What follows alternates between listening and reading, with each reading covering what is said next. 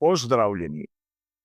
Danes bomo skupaj iskali odgovor na izjemno provokativno vprašanje.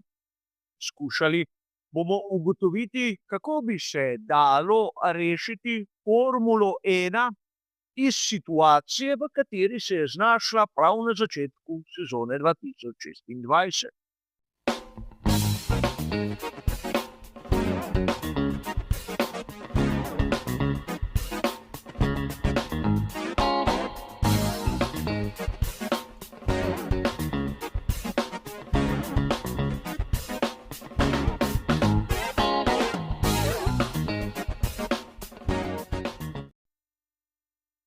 Verjetno je marsikateri posameznik, ki spremlja Formulo 1 na začetku sezone 2026, razočaran.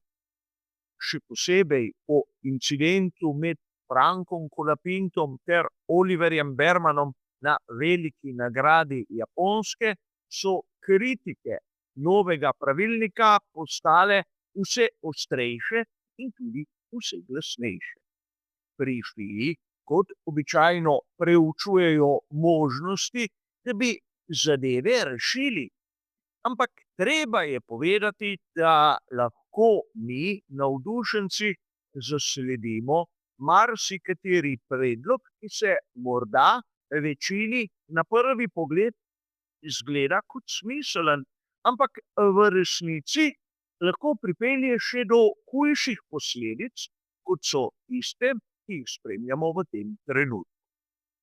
Marsikdo bo sedaj malce čudno pogledal, ampak rad bi vas spomnil, da sem bil sam do sedanjih pravil skeptičen že pred časom, ki ga lahko štejemo celo v letu.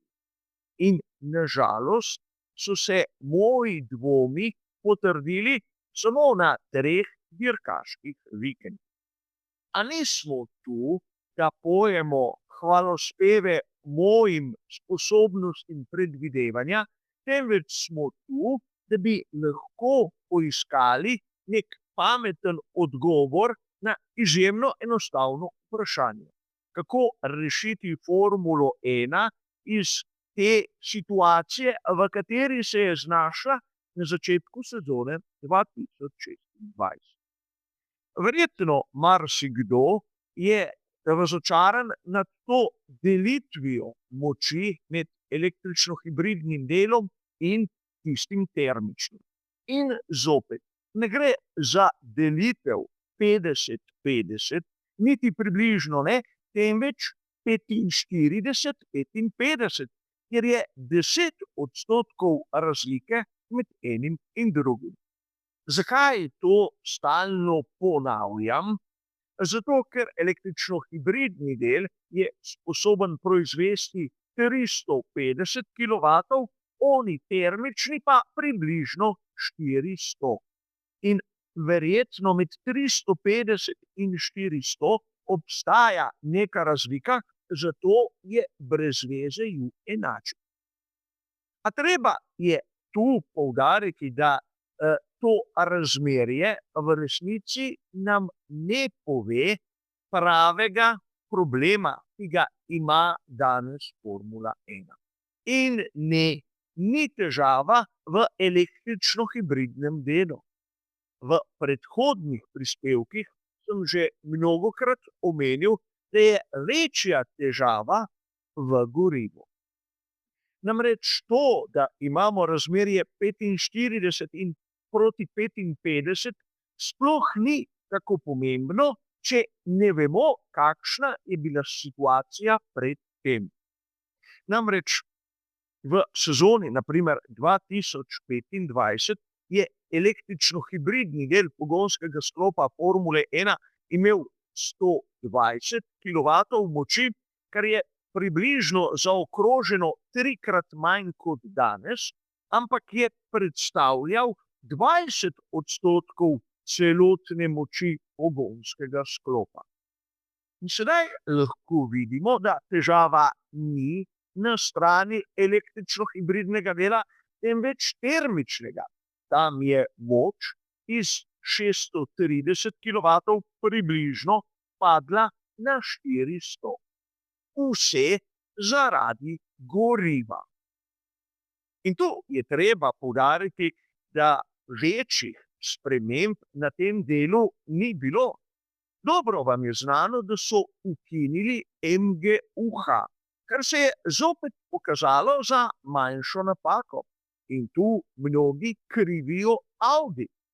V resnici so bili glavni lobisti za izbris sistema MGUH pri Red Bullu. Namreč Red Bull Powertrains ni imel izkušenj prav na tistem delu.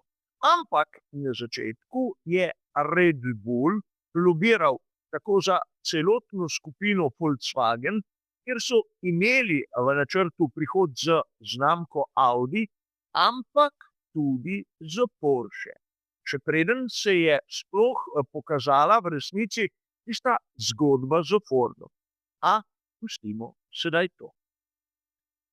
Verjetno je sedaj treba malce bolj nazorno razložiti, zakaj je prav ta termični del ključen pri reševanju zagate, v katerem se je znašla Formula 1. Če se vrnemo na veliko nagrado Japonske in na incident med Frankom Colapintom ter Oliverjem Bermanom. Franco Colapinto je polnil baterije. Za njim je prišel Oliver Berman ter ga hotel prehiteti. Po podatkih, ki so dostopni nam, navdušencem, naj bi bila razlika v hitrosti med enim in drugim 50 km/h. Vsaj tako pravijo viri. In mnogi navdušenci govorijo, da ko prihaja do tega klipinga oziroma super klipinga, pade hitrost prav za tisto vsoto, ki sem jo povedal prej, torej 50 km/h. Kar v resnici niti ni res. Franco Colapinto je polnil baterije. Njegova končna hitrost je bila nižja od tiste, imenujemo jo normalne. Ampak Oliver Berman je vključil boost mode, torej pritisnil je na gumb in električno-hibridni del je porabil več energije in seveda mu dal več moči na pogonski kolesi. Res, razlika je bila 50 km/h, ampak ni tu upoštevano, da je bil Berman v tistem močnejšem načinu vožnje. A to ni toliko pomembno. Glavno je razumeti nekaj drugega. Zasledil sem na spletu razne predloge, ki bi težave z polnjenjem baterije enostavno rešili tako, da bi količino zmanjšali na 6 megajulov na krog. In verjetno mnogi na prvi pogled bi dejali, tako ne bo klipinga, naprimer Colapinto bi vozil hitreje in incidenta ne bi bilo. Razlika med hitrostjo Colapinta in Bermana seveda ne bi bila 50 km/h, ampak verjetno bi do nesreče prišlo prav tako. Namreč Franco Colapinto ne bi imel energije v bateriji, medtem ko Oliver Berman bi še zmeraj lahko uporabljal boost mode. Bi bila razlika 15, 20, 25, 30 km/h, iskreno ne vem. Ampak težav s tem ne bi rešili. Kvečjemu bi jih poglobili. Spomnimo se, kako je bil kritičen Lando Norris pri primeru prehitevanja samega Lewisa Hamiltona. Kako je opozoril na to, da ukolikor si preveč grob pri uporabi baterije, lahko nasprotnika seveda z lahkoto prehitiš, ampak na to si prisiljen mu pozicijo obrniti, ker nimaš več energije. In sedaj bi še znižali že tisto premajhno količino, ki jo lahko naberejo.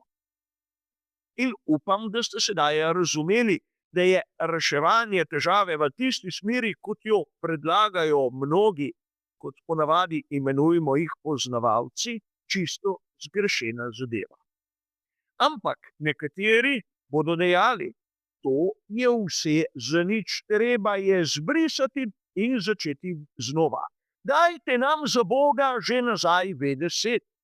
To je zopet vzklik tistih, ki ne razumejo, da je bolje biti kdaj pa kdaj tiho. Namreč vsak ima pravico do govora, ampak mnogi to zamenjujejo dobesedno z dolžnostjo, da nekaj povedo, in ponavadi ne izpadejo prav bistvo. Namreč V10 kot tehnologija je rahlo zastarela zadeva. Gledati moramo naprej. In torej, če želimo razumeti, zakaj so električno-hibridni del dobesedno pomnožili krat 3, se moramo ozreti na politične odločitve v FIE. Tam so obljubljali, kako bo ta šport postal ogljično nevtralen. In da bi dosegli ta rezultat, so enostavno vsilili tista goriva, ki jih danes delimo na sintetična in biološka, kar pomeni, da so izbrisali fosilna goriva, ki pa v sebi imajo več energije. Prav ta energija v gorivu je nekako odgovorna za padec moči v termičnem delu pogonskega sklopa iz približno 630 tam na 400 kilovatov. In sedaj, kakšna bi bila lahko rešitev tega vprašanja? Sam imam predlog, ki je kontroverzen, politično izjemno nekorekten, ampak videli boste tudi učinkovit. Najbolj bi zadeve spravili na zeleno vejo, tako da bi spremenili formulacijo goriva. Namesto da bi imeli praktično 100% tistega ogljično nevtralnega goriva, bi za začetek lahko šli na mešanico 50-50, kjer bi bilo 50% tistega fosilnega, ki bi moralo ustrezati na primer pogojem, ki smo jih videli v sezoni 2025.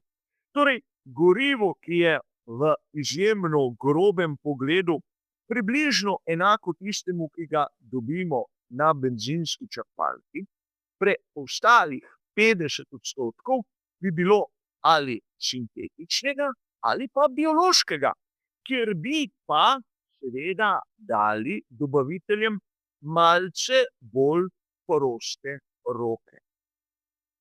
Tu je treba povedati, da siliti v takšno kategorijo goriv, brez da se daje kemični industriji proste roke pri razvoju, je čisti nesmisel.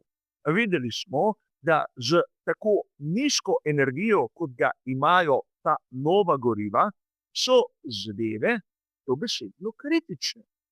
Če bi termični del pogonskega sklopa Franka Colapinta imel na primer 550 kilovatov namesto 400 na veliki nagradi Japonske, tudi ko bi polnil baterijo, padec hitrosti, ki smo mu bili priča, ne bi bil tak. In to je zanimivo. Namreč imeli bi tisto, kar si politika želi po eni strani, in po drugi strani bi zadeve delovale. Edina težava je v tem, da določenega leta, kot so obljubljali politiki, Formula 1 ne bi bila ogljično nevtralna. Ampak če je problem onesnaženja celotnega planeta šport, kot je Formula 1, je bolje, da nehamo prirejati svetovno prvenstvo in rešimo okoljevarstvene težave. Ampak dvomim, da je tu srž problema z vsemi termičnimi elektrarnami, ladijskimi prevozi. Konec koncev lahko bi dobili še marsikatero drugo kategorijo, ki je bistveno bolj škodljiva za okolje, kot je Formula 1. In tu bi vam rad dal primer iz Združenih držav Amerike. Tam imamo serijo Indica, kjer se uporablja gorivo na bazi etanola. Seveda gre za biološko gorivo, ki ga dobavlja za vse nastopajoče Shell, in tudi tu je razlaga, zakaj so oni edini, ki uporabljajo v Formuli 1 goriva na osnovi alkoholov, namesto da bi šli v čisto sintetiko. Ampak sami so povedali, da z uporabo takšnega goriva v seriji Indica so zmanjšali izpust toplogrednih plinov za 60%, kar je po mojem velikanski uspeh. Ampak ne, Formula 1 mora vse odrezati takoj. In zato imamo rezultate, ki jih vidimo. Namesto da bi šli postopno, smo se znašli v situaciji, ki je skorajda nevzdržna. Ampak moj predlog verjetno marsikomu ne bo všeč. Sprašujem vas, imate vi boljšega? Zato so pod videom tudi komentarji. Za danes bo to vse. Hvala za vašo pozornost in nasvidenje.